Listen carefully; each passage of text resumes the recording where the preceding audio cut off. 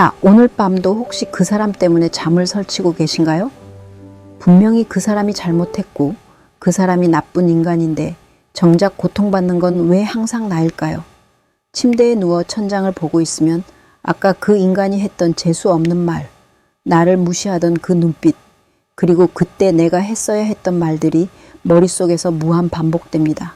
마치 고장난 레코드판처럼요. 정말 미칠 노릇이죠.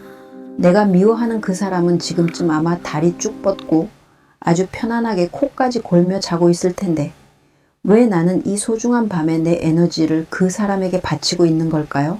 여러분, 사실 이건 당신의 잘못이 아닙니다. 하지만 그대로 두면 당신의 영혼은 서서히 갉아먹히게 됩니다.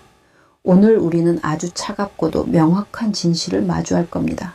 나를 괴롭히는 그 인간을 내 머릿속에서 월세 한 푼 안 내고 살게 놔두지 않는 법, 즉 내 마음의 에너지를 지키는 심리 생존 가이드를 시작해 보겠습니다. 오늘 이 영상을 끝까지 보신다면 내일 아침 당신을 마주할 그 불편한 인간이 더 이상 거대한 괴물이 아닌 그저 길가에 굴러다니는 돌멩이처럼 느껴지게 될 겁니다. 자, 이제 본격적으로 들어가 보시죠. 우선 우리는 왜 미운 사람을 이토록 지독하게 생각하게 되는지 그 본질부터 파헤쳐야 합니다. 우리 뇌는요, 수만 년 전 사바나 초원을 뛰어다니던 시절부터 한 가지 아주 강력한 생존 본능을 탑재해 왔습니다. 그건 바로 부정적 편향이라는 녀석이죠. 선사시대의 옆집 사람이 나에게 맛있는 과일을 줬던 기억보다 저 풀숲 뒤에 나를 잡아먹으려는 호랑이가 숨어 있을지도 모른다는 공포가 생존에는 훨씬 유리했습니다. 즉, 우리 뇌는 나에게 호의적인 것보다 나에게 해로운 것, 나를 공격하는 것에 수만 배는 더 민감하게 반응하도록 설계되어 있다는 겁니다. 지금 당신의 뇌는 당신을 괴롭히는 그 사람을 현대판식인 호랑이로 인식하고 있습니다. 그래서 당신이 잠을 자려고 해도 뇌는 쉬지 않고 경고음을 울리는 거예요. 야, 그 사람이 또 너를 공격하면 어떡해? 빨리 대책을 세워. 그때 왜 그렇게 당했어? 다음엔 이렇게 받아쳐야지. 라며 끊임없이 시뮬레이션을 돌리는 거죠. 하지만 비극은 여기서 시작됩니다. 현대사회의 인간관계는 호랑이처럼 한번 싸우고 끝나는 게 아니거든요. 내일도 보고 모레도 봐야 하는 지옥 같은 루프가 이어집니다. 결국 당신의 뇌는 24시간 내내 비상사태를 선포한 채 과부하가 걸려버리는 겁니다. 자, 여기서 서양 철학의 거인 프리드리히 니체의 말을 빌려볼까요? 니체는 이런 말을 했습니다. 괴물과 싸우는 사람은 그 과정에서 자신 또한 괴물이 되지 않도록 조심해야 한다. 만약 네가 시면을 오랫동안 들여다본다면 그 시면 또한 너를 들여다볼 것이다. 정말 무서운 통찰 아닙니까? 당신이 그 사람을 미워하고 그 사람의 악행을 곱씹고 어떻게 복수할지 상상하는 그 모든 시간 동안 당신은 당신이 그토록 혐오하는 그 사람의 에너지를 닮아가고 있는 겁니다. 미움이라는 건요, 상대방과 나를 아주 튼튼한 쇠사슬로 묶어버리는 행위예요. 사랑보다 더 지독한 결속력이죠. 당신이 그를 미워할수록 당신의 삶은 그 사람이라는 궤도 주위를 뱅뱅 도는 인공위성이 되어버립니다. 내 인생의 주인이 내가 아니라 내가 가장 싫어하는 그 사람이 되어버리는 이 어처구니 없는 상황, 정말 억울하지 않으신가요? 그렇다면 이제 우리는 이 사슬을 끊어내야 합니다. 어떻게 해야 할까요? 여기서 많은 자기계발서나 명상가들은 용서하라고 말합니다. 하지만 저는 오늘 여러분께 그런 뻔한 소리는 하지 않겠습니다. 아니, 나를 그렇게 힘들게 한 사람을 어떻게 쉽게 용서합니까? 용서는 아무나 하는 게 아니에요. 그리고 억지로 하는 용서는 오히려 마음속에 독을 만듭니다. 제가 제안하는 방법은 용서가 아니라 무관심과 분리입니다.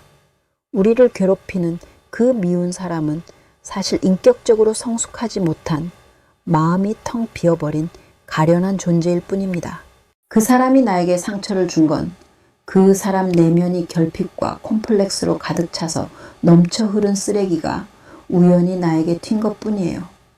그 사람이 특별히 대단해서 나를 공격한 게 아니라 그냥 그 사람 자체가 고장난 기계인 겁니다. 고장난 기계가 삐걱거리는 소리를 낸다고 해서 우리가 그 기계랑 밤새 대화하며 화를 낼 필요가 있을까요?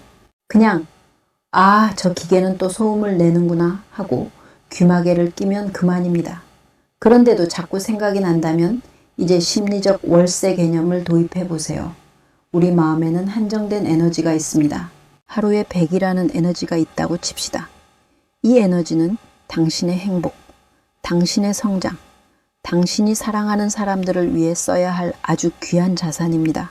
그런데 그 미운 사람을 생각하는데 70을 써버리면 정작 당신 자신을 위해 쓸 에너지는 30밖에 남지 않습니다.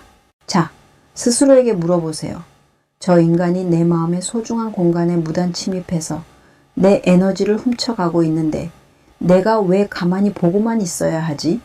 그 사람을 생각할 때마다 여러분은 그 사람에게 돈을 송금하고 있는 것과 같습니다.